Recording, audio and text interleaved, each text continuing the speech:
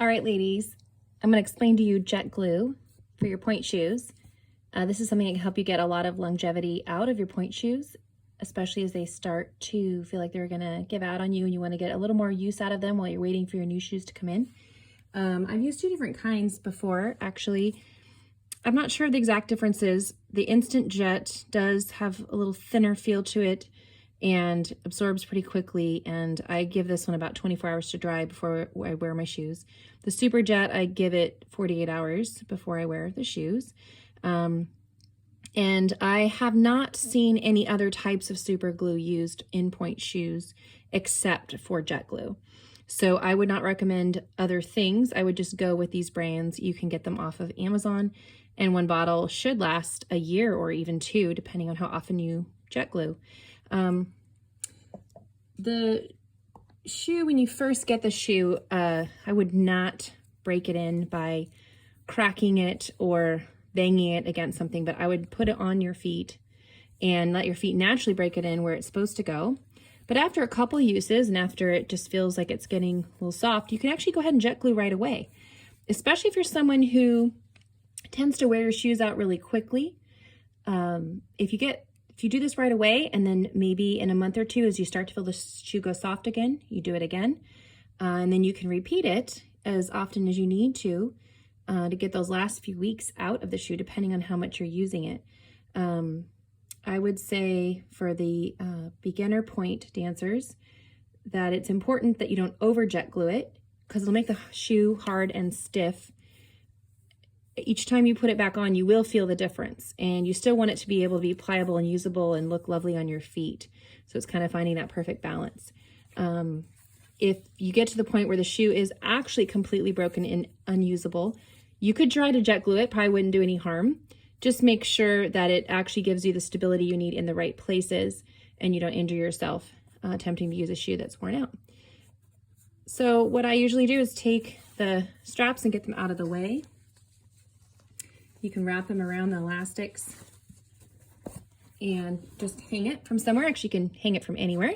Or you can put together with nails and scrap wood that you have around a block that fits your shoe, and then you can move it away from where you've tied it, and that helps form the shape that you want as it's drying, because it will actually form somewhat in the shape that you glue it in. I like to jet glue. Let's use the instant glue because I teach a class on Friday, so I want to make sure these are dry. And I like to jet glue on the inside because it will leave a dark permanent stain where you use the glue. And I just like that to be less visible. And I would glue right in the area of the shoe that tends to break, that you know it'll break. So I'm just going to put some here in the shank. And you really want to make sure that you keep your fingers out of the way, the fabric out of the way, the straps out of the way. Whatever gets on this will stick to it. If you do spill a little bit on the sides and it turns a little dark, that's okay. This is going to end up showing on the bottom of the shoe. If you want, you can put a little bit more. It's going to spread out from wherever you place it. So you might have to hold it horizontal so it just doesn't go dripping down into the shoe. And then if you want, you can glue the back in the same place. I don't typically do that, but I know a lot of people, this is where they put it. So I'll do that just to show you how it spills out. And they'll even sometimes go along the edges here to provide a little reinforcement and strength, depending again on how they usually break their shoes, how they fit to their feet. And give that a nice bend and shape that we want. Again, keeping those straps out of the way. You can even flip it inside out like this if you want to for hanging it. And then to show you for putting some jet glue down on the inside, you're not gonna be able to see if it's too dark, but I'm just dripping it down into the tip, and it'll form a little pool down there and it'll instantly spread out.